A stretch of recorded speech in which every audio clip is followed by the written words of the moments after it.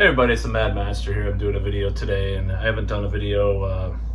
I've had kind of a really bad past couple of days, mentally and psychologically, to be honest. And I don't know what I was going to do. And I'm not going to say everything that it was about, but it was just a lot of things compounding upon themselves. So I just didn't know how I felt about things that were going on. I was just in a very bad frame of mind. So now I'm a little bit better. I don't know how things are going to go. I don't want to talk about it too much on this video, but maybe in future videos I'll talk about more of this kind of stuff. But I just, anyways, it was kind of a reverting back to where I was kind of in 2021 and early 2020, where things were really hopeless and depressing and terrible and catastrophic thinking. So anyways, this video is kind of about nostalgia and the whole thing that people talk about sometimes about, this time was better than this time in the past I'm more fond of than now, blah, blah, blah. People talk about this. And I've thought about this for a while. And I've done another video about this. If we look back, I believe, when did I do a video about this? Like months back. I think I have a fondness for, and it's not necessarily for the president at the time, but for the early Obama era. It was a different time, and the culture was a lot different. And I'm going to go into a lot of what was going on at the time, how people acted and people thought in general. Now, there was so much cynicism after the Bush era, as the Bush era was ending and, the Obama era was beginning, that, even a lot of people that voted for Obama didn't think, he was going to change anything significantly. So it was kind of like the public perception was, there was still a lot of skepticism. So that was one thing that I noticed. People didn't, people talked about, so like on social media, for example, people did the political compass test. They talked about Ron Paul. They talked about, Dennis Kucinich at the time, not as much for Bernie Sanders. They talked about Bernie Sanders. There was, Ed Schultz on, was it MSNBC, but he got fired from there for opposing whatever. But he had his own show, people like that. And there were people on the libertarian side, even people like a guy that I'm not really too fond of right now, had more of a balanced perspective, the guy from Texas that I don't want to mention his name, because if he is wrong about his predictions, then I will never believe a word that he's said again. It doesn't matter. I got so mad about these recent predictions, about the coming CV-19 stuff, that spiraled into my depression that I was already having because of some certain things.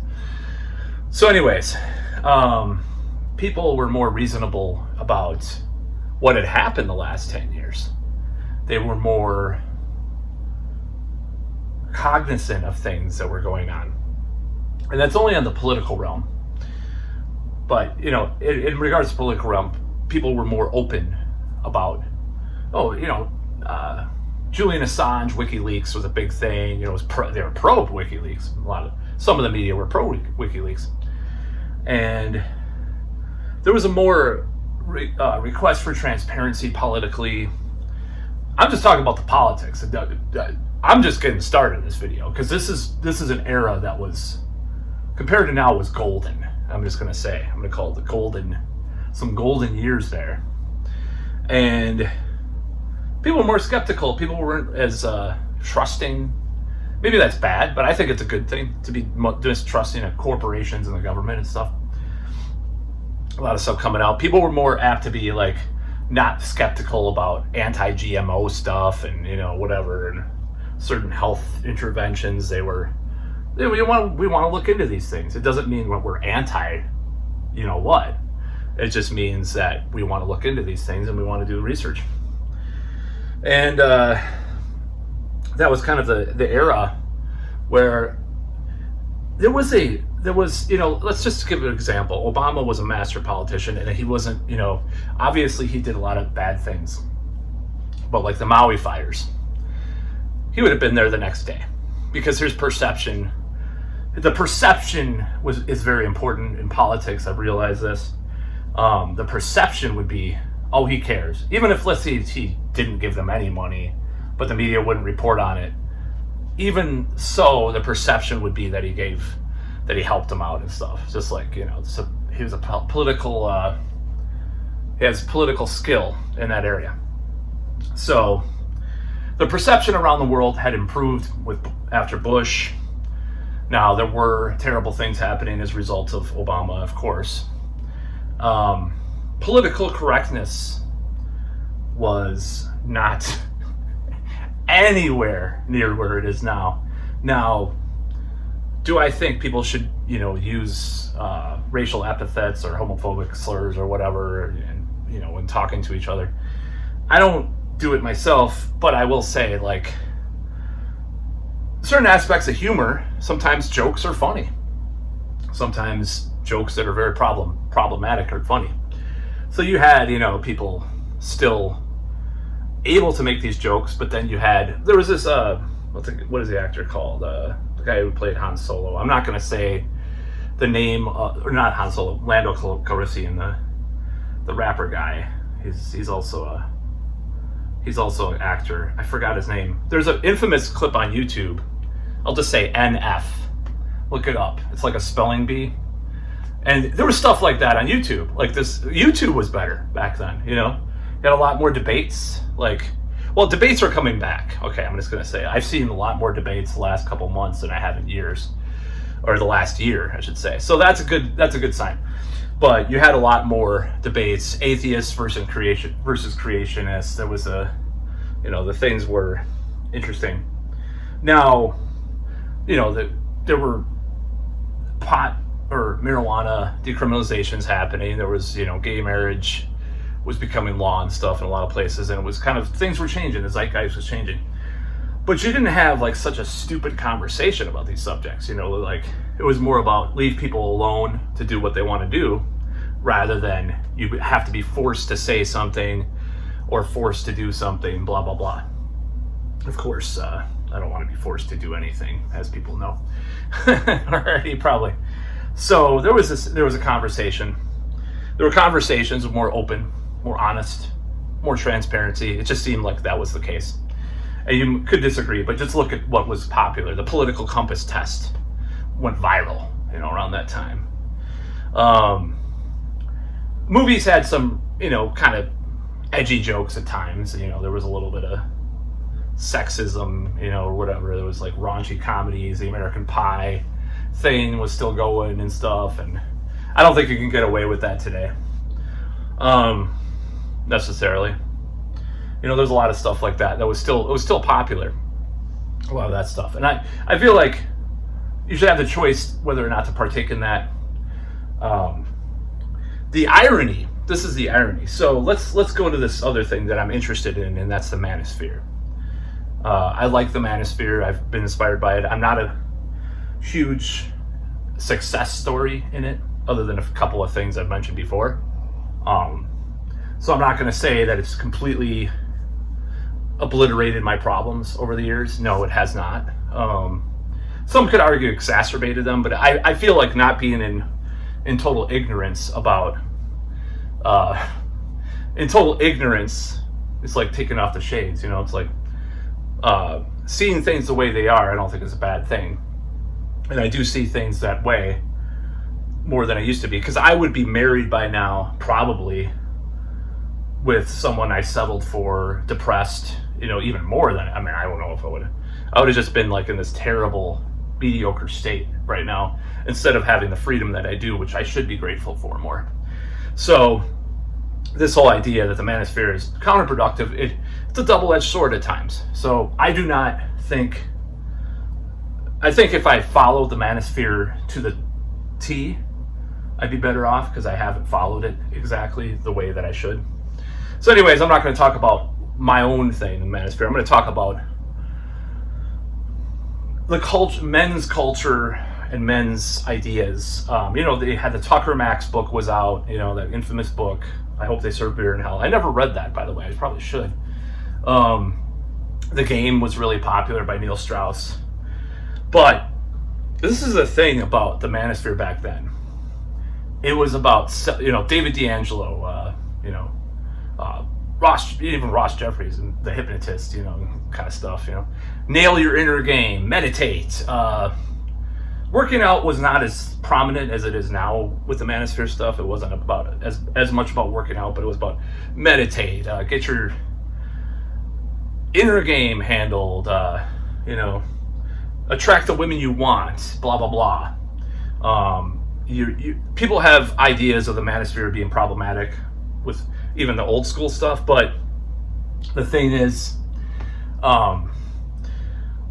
it was more about men's improvement at that point, about self-improvement, rather than, these weird ideological, mentally masturbatory things like Red Pill, Rollo Tomasi, and, all this harsh, Andrew Tate kind of shit, and MGTOW, Red Pill, Black Pill, incel kind of stuff that got popular later, which is completely ludicrous.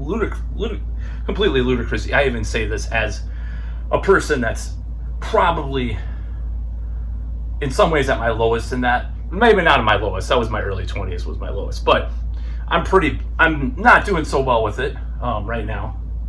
I'm getting matches and stuff, but it's like on apps, but my real life is where I'm trying to focus, and it's been really frustrating. So this time I'm trying to focus more on that than the apps and online. So it was more positive, in other words. It was more about improving yourself and improving your life. Talk about lifestyle choices, lifestyle game or whatever, and there was some dumb stuff even in that, but like, oh, you have to get all your posters framed and you be an adult, responsible adult. I remember this post on attraction forums. I'm like, maybe, but it had a good point. It was all motivated by positive intent, but the whole notion, that whole manosphere was exploding with all that stuff, the boot camps and the products and the mostly piracy of the products, of course, that people partook in, probably. It was very prominent in people's lives, and people were getting into all sorts of woo kind of new age stuff, That's probably how I first read about chaos magic, stuff like that. So the occult, was getting bigger. Now, movies weren't, let's talk about the culture now. Basically, I'm just trying to get to this point, is like, the general vibe was like way more fluid, way more willingness to engage in different kinds of ideas, rather than a stifling regression into, wokeism or, this weird right-wing. Now the social conservatives are kind of making more prominence now, and I don't like that either. So we got these weird extremes out there. Back then, it was like people were meeting towards the middle. They were talking about these issues and stuff. A person might say, well, the trans thing wasn't as big. I mean, there's a lot. That's a whole other issue. I don't even want to talk about that. I'll talk about it in future videos. But people wanted rights for people, But the early 2010s they just had it just felt more free, more, and maybe it was my age, maybe it was, things that were happening in my life, but they felt more free. They felt more like unexplored things can happen, you can go here and do this. Just more optimism in general in the discourse, in the the vibe, the energy of that time seemed more optimistic about the world. Even with like climate stuff, it was like, oh, we'll get there. He's like, I mean, there were people predicting bad stuff, but it wasn't like now, like, all sorts of people. I think people believed in technology. That's how Elon Musk rose. Is because people were like, oh, technology, wow, And maybe that's a bad thing too, because billionaires aren't the best people. But I'm just saying that the optimism was there at that point. People said, we'll make it to Mars by 2020, and shit like that. People were talking about this kind of stuff. It was very positive. Now, as far as the culture, like music and movies and stuff. Music, I think music was better than like the early 2000s and the 1990s, obviously, because 80s stuff was back, and then like 80s trappings that they sucked out of the 90s and 2000s, early 2000s music came back. Like, oh, I could play like the guy from Disturbed. I remember this article. Dan Donegan's like, I put a guitar solo on a record. Oh my god, isn't that amazing? I did a guitar solo. And it was like, his guitar solos were so verboten with nu metal and fucking the 90s crap. Even though I like some 90s crap. I certainly hardly like any nu metal. And u metal, with the umlaut. So it was like a big deal, I guess, I think that was like 2007 though, like that happened. But like things were getting, like the metalcore stuff was like, they'd pay tribute to the 80s bands. And they would tour with these bands. They would, there was new wave of traditional heavy metal first started at around that time. These bands that are kind of getting popular now. Thinking like Ghost started around that time and shit too. Unleash the Archers did too. Heat started in 2007, but they were kind of getting big, bigger and stuff. A bunch of bands. I'm actually particularly like just finding that around that time, bands that came around, 2007 through 2012, like a lot of those bands, like there were some great bands coming out during that period of time. So, movies, well, books. There's some classic books that came out during that time. I'm kind of a little out of it as far as some of the books and stuff. I was not as I think I'm more literate now than I was back then because I'm reading a lot more new books and stuff. But you had a lot of stuff. A lot of new age stuff came out. The Secret. Like I said, there was a lot of optimism. The Secret was big, and it was kind of some of it was kind of a lot of it was kind of stupid. But The Secret, manifestation stuff first was getting huge. After a long time.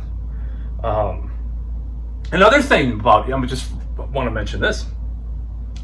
Around that time, Scientology was just getting attacked, and institutions were getting questioned. That's my whole point. Like, military-industrial complex was on the lips of many people.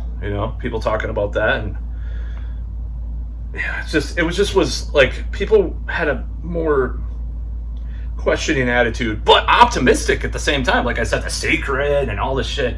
So it was kind of an interesting time. And then there's also, so let's talk about movies now. Movies were better overall. Now, in the exception, I know I'm a kind of a fanboy for this company, but I really like A24. It's one of the only, but probably because it's one of the only film companies now that actually does anything that's half watchable at times. So that's probably why. It's probably just in relation to everything else. But I do like a lot of those movies that come out, especially the horror movies, because I'm a big horror fan. And we were kind of getting, movies were mixed. There were remakes coming out, fucking RoboCop remake. That's so ridiculous. There was some the early Marvel movies were good to some extent. Even better were those Batman Nolan movies. I mean, they were great.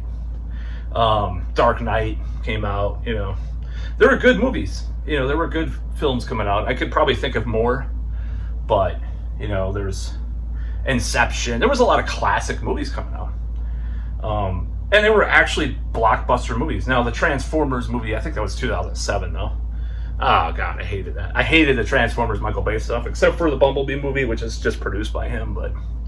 anyways, I want to talk about Transformers. But you can see Transformers all across here. There's a poster and there's a bunch of Transformers on my bedpost thing because I'm a nerd. Yeah, anyways, I'm not going to talk about that. So yeah, I don't think. I think it was a good time. I think it was a very hopeful time for, I would almost say, humanity. Let's not forget about the Arab Spring, which did turn into shit later, but it was like, oh, technology could be used to help revolutions against tyrants, you know? All these, there was just so much going on at that time, you know? And, you know, there was a Walker protests in this state, which, you know, I was a big InfoWars guy at the time. Like they're all globalists anyways, you know? So, whatever. My ex-girlfriend back then, she was trying to get me to sign petitions and go protest Walker and stuff, but whatever. And you know, it was like, I just feel like it was a better time. It was a much more fun time. It was a much more free time than now. And I look back on it and I feel like it was better, you know? Not everything was perfect, not everything was better, but it was overall better. Let's just fucking face it, you know? Things were optimistic, almost like not even seen since like the 80s, even though the 80s had a lot of problems too. 80s probably were worse in some ways, and, well, I don't know, maybe not. But like, there were certain elements of the 80s that were worse than the early 2010s. But, you know, this whole thing, it just was so cool to see people having this more questioning attitude towards anything, but also optimistic. And that's what overall the early 2010s to me were about. I don't know about anybody else. And the weird thing is, how can I never thought I would look back on the 2010s with such fondness at the time. Like, this is a great time, you know? I never thought that was going to be a thing, but looking at what the last 5 years, for example, or about 6 years, 4 years, 3 years, especially 3 years, for various reasons. It was a glorious time. I almost wish, I do wish I could take advantage of it. And in my personal life, it was a lot better too. You know, I'm not going to go into everything, you know, but I'm just going to say my friends' network was a lot larger at that time. My personal life was a lot better during that time, especially like 2011 through 2013. Just like, a lot of stuff was a lot better. It just felt better. I worked at a fucking nightclub for a while as like security for 6 months. Believe it or not, I did this like douchey, like hip hop, like art, you know, pop nightclub.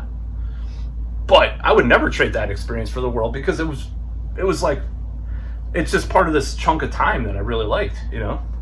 So it was, it was problems with that, obviously. But yeah, it was great. It was a great time. The 2020s have been utter hell a lot of the time. Just utter total shit, just being honest. I wish things got better. You know, the Trump era was better than now. I'm just not going to deny it. 2019, 2018, you know. I feel like this is like another, for me, in my personal life, this feels like 2018. It's like, it's kind of slowly nudging towards something, but, you know, and eventually something will pass, but, you know, it's been rough, you know, to say that. But 2018 was fun to some extent. It was like as I got my favorite job I've ever had at my former company at that time, and, you know, there was things that I liked about that year. It wasn't perfect. There was a lot of pain, but it's like this year. This year is just a lot of pain. But maybe we're building towards something. I don't only mean like, you know, girls or something, or women or whatever. I mean, like, don't get me wrong. I just mean in general, because there was a lot of cool stuff that happened that next year and a half, because I felt very good. There was some bad parts too, but like 2018, like especially early 2019, where I was working my job and reading books at work, and just a lot of stuff was happening for me. I felt like things were getting better, you know. So I'm even releasing an album just like 2018 as well. It's kind of funny because it's like, this is like 20, a lot of things are like 2018, even the same characters.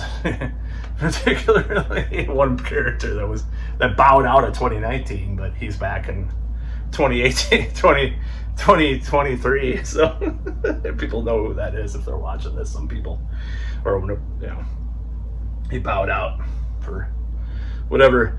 But yeah, it was why did I start going off about that? So yeah, I think the early 2010s were a beautiful time. Now there was some meanness among people, all these trolls and the Chris Chan thing.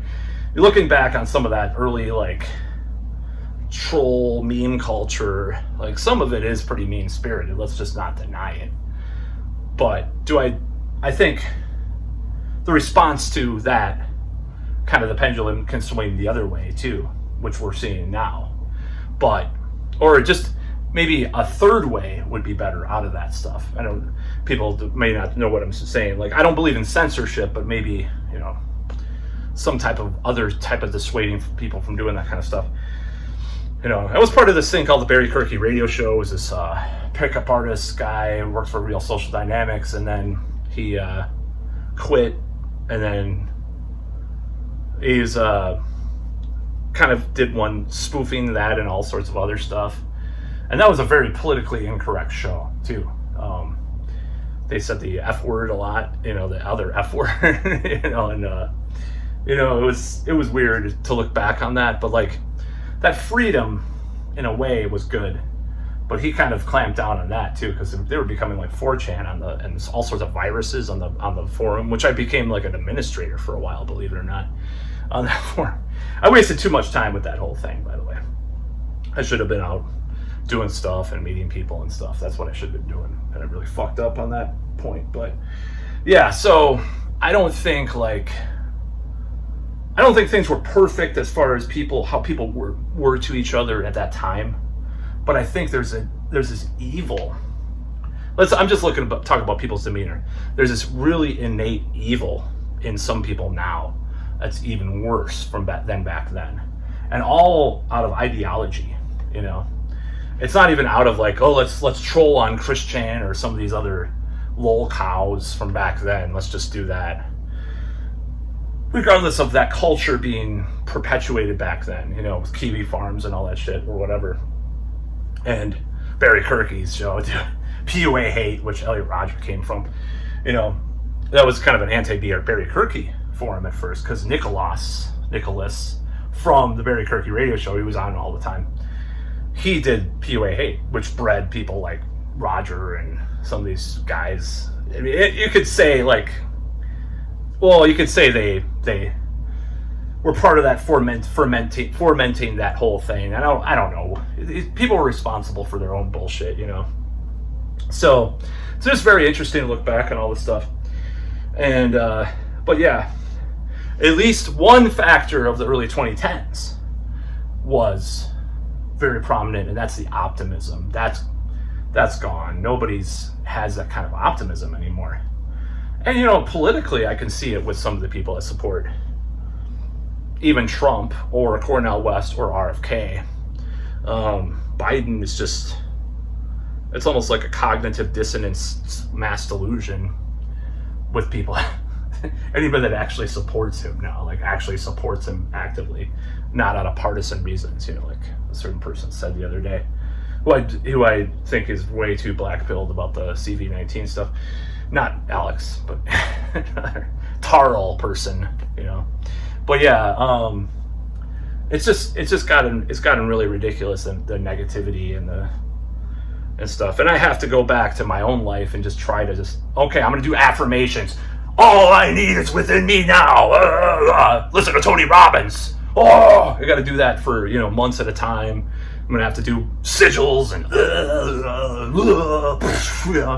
and do you know, all sorts of hypnosis and do weird breathing shit and all that stuff. I'm gonna go way down in that fucking rabbit hole because I just can't take it anymore. My life is so feels so out of control. But back then, at least, there was a basis of a neutral optimism that could supplant that stuff. It's no longer there. That net is no longer there. It's all darkness on the way down, you know. It's like those parts in a video game where you've been playing a lot of video games for some reason recently. I'm not a gamer, but I'm like, I gotta switch light, and I'm just like, that Mario game is so great. I got Mario Odyssey, obviously.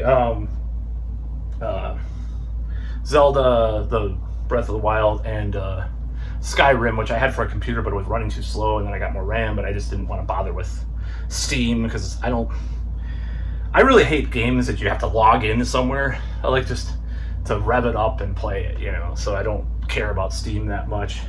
Even good old games became like that. They have this like browser you have to download sometimes.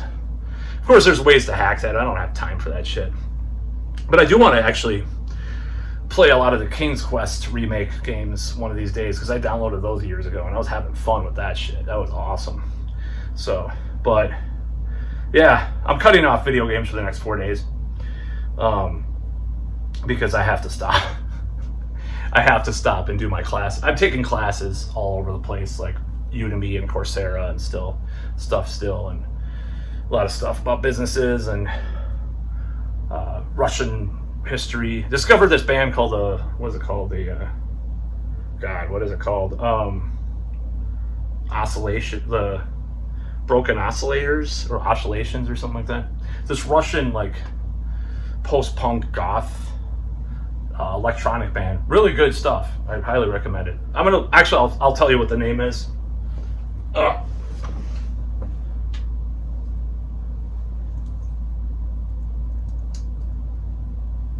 It is called The Forced Oscillations. That's what it's called. But anyways, I've been blathering for a half an hour. And I'm going to finish my Russian history course, and then I'm going to go do, because I took a week off of work because I was going to go somewhere, but it did not. Long story. Everything's fine now between the parties involved. But finish that course. I'm going to go do some AI business course and stuff. Anyways, that's about all.